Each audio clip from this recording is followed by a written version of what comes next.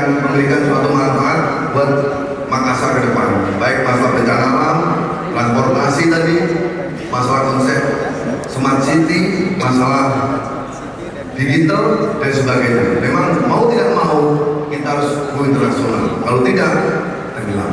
Apalagi Makassar adalah salah satu kota yang idaman kita di wilayah Indonesia Timur. Saya bangga sebagai Pangdam 14 Sarudin. Saya bangga menjadi warga Makassar dan saya bertekad untuk sama-sama mendukung pemerintahan Makassar menjadi yang lebih baik.